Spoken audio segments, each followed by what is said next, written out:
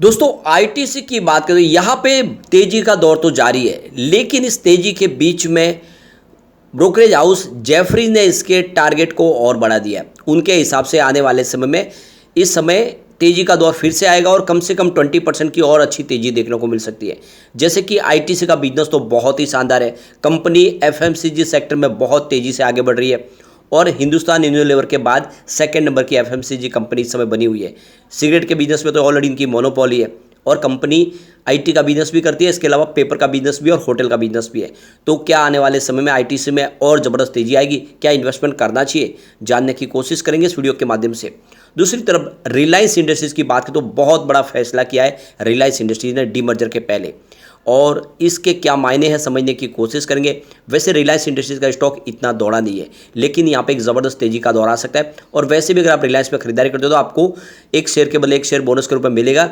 Reliance finance की जो जियो का बिजनेस है, तो ऐसे में इन्वेस्टमेंट तो बनता है। तो यहाँ पे कुछ बड़ी अपडेट है जिसको समझेंगे इस वीडियो के माध्यम से। इसके अलावा अगर हम टाटा मोटर्स की बात करें तो कंपनी का इस समय प्राइस तो ऑल टाइम हाई के आसपास दिखाई दे रहा है, लेकिन आने वाले समय में एक ज़बरदस्त तेजी का दौर फिर से आ सकता है। इसके पीछे वजह यह है कि कंपनी लगातार अपने बिजनेस में लेके बहुत सारे एक्सपेरिमेंट करे। कंपनी का एक आईपीओ भी आने जा रहा है टाटा मोटर्स टेक का।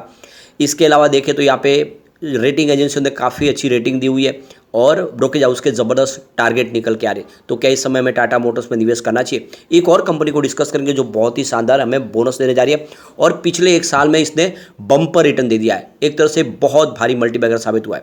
क्या आने वाले समय ये और तेजी से आगे जा सकता है? जानने की कोशिश करेंगे इस वीडियो के माध्यम से। लेकिन फ्रेंड उससे पहले अगर आप पहली बार हमारे चैनल पर आए तो चैनल को सब्सक्राइब कर दीजिए, एक बेल आइकॉन दबा दीजिए ताकि जब भी नया वीडियो बने पहला नोटिफिकेशन आपको मिले। वीडियो पसंद आए तो लाइक से जरूर कीजिए। चलो फ्रेंड्स वीडियो स्टार्ट करते हैं। मैं हूं आपका दोस्त एस बी दवे और हमारे अपने चैनल ऑनलाइन कमाई में आपका बहुत बहुत स्वागत है। सबसे पहले आईटीसी की बात करो, कल 449 पर क्लोजिंग थी। आप देख सकते हो स्टॉक काफ़ी अच्छा लग रहा है और लगातार तेजी से आगे बढ़ रहा है। पिछले एक साल में स्टॉक ने 64% का जबरदस्त रिटर्न दिया। 273 के आसपास स्टॉक था, देख सकते हो इस समय 450 के आसपास है। अब यहाँ पे देख दो कि जेफरीज ने आईटीसी के अपने टारगेट प्राइस जो पहले 530 था उसको 20 था उसको बढ़ा के 530 कर दिया है। तो टारगेट को बढ़ा दिया गया और मौजूदा प्राइस से ये 19% ज़्यादा है। आईटीसी ने हाल ही में अपने होटल के बिजनेस के अलग स्ट्रक्चर पर विचार करने की जानकारी भी दी है। इसके साथ में ब्रोकरेज फर्म ने अपना टारगेट प्राइस बढ़ाया है। सिगरेट से लेकर होटल तक के बिजनेस में मौजूदा आईटीसी के शेयर में देखें तो कम से कम 0.74% की बढ़त देखने को मिली थी फ्राइडे कल के दिन। अब जेफरीज ने 27 जून को अपनी जो रिपोर्ट जारी की उसमें देख सकते हो कि उनके पास होटल चेन का सबसे बड़ा बिजनेस है और कंपनी अपने बिजनेस को एक तरह से देखें तो फिर से रीस्ट्रक्चर करने की तैयारी कर रही है और प्रॉफिट काफ़ी शानदार है। आने वाले समय में इसकी संभावना पॉजिटिव बन रही है और इसीलिए उन्होंने इसके टारगेट को बढ़ा दिया। ये बहुत बड़ी बात है। कंपनी का एबिलिटी लगातार बढ़ रहा है। कंपनी के होटल बिजनेस में भी रेवेन्यू में अच्छी खासी वृद्धि हो रही है। तो इस वजह से भी यहाँ पे कहना है जेफरीज का कि आने वाले समय एक ज़बरदस्त तेजी का दौर आ सकता है। आईटीसी आने वाले समय में यानी अगले 2 साल में कम से कम 20 नए होटल और बनाए अपनी जो इस बिज़नेस में जोड़ने की तैयारी कर रही है, यानी बिजनेस और तेज़ी से बढ़ेगा। तो कुल मिला के देख सकते हो कि इस समय आईटीसी में निवेश किया जा सकता है।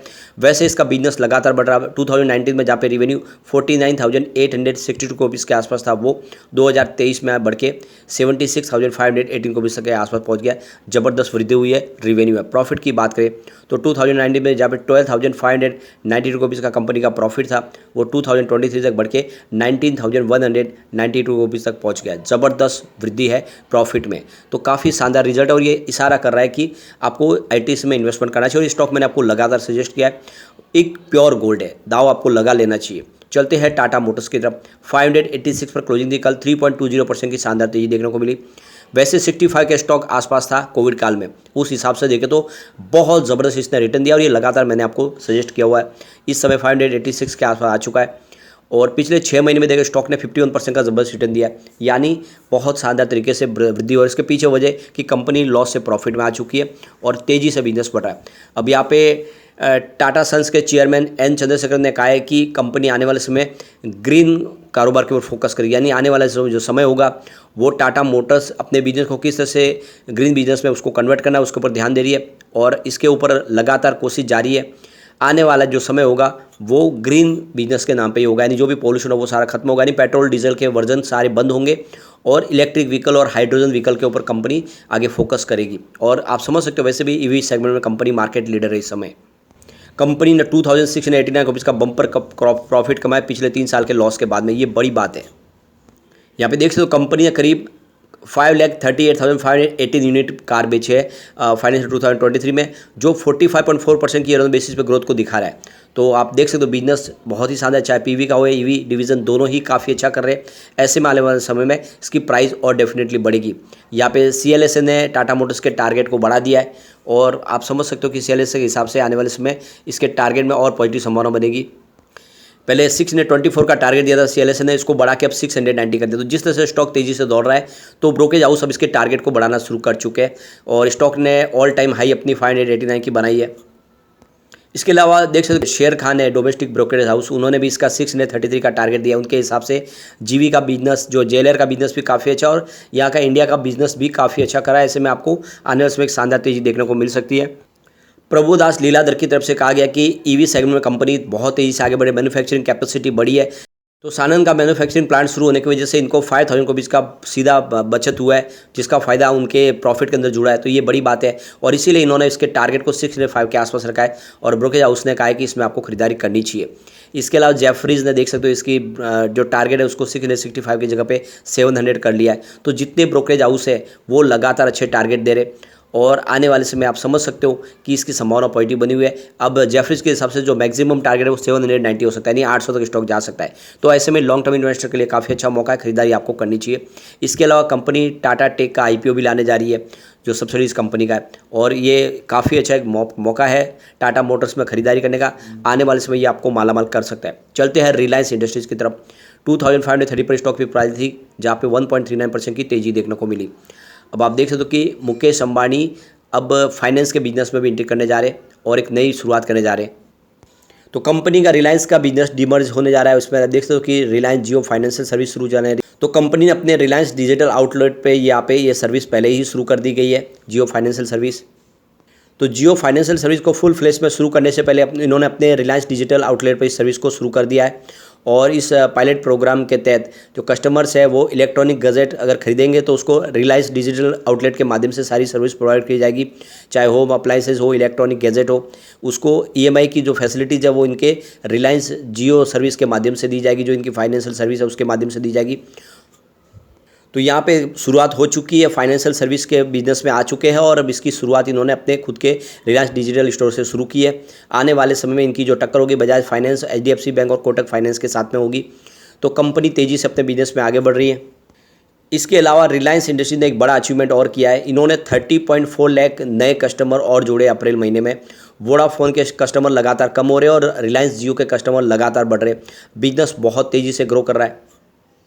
तो यहाँ पे देख दो कि टेलीकॉम अथॉरिटी ऑफ इंडिया की तरफ से जो ये आंकड़े जारी किए गए, जिसमें देख दो कि 10 लाख नए कस्टमर एयरटेल ने भी जोड़े हैं और 29 लाख जो कस्टमर थे वो कम हुए वोडाफोन आइडिया के। तो वोडाफोन आइडिया के जो कस्टमर है वो लगातार रिलायंस जियो और एयरटेल को मिल रहे हैं।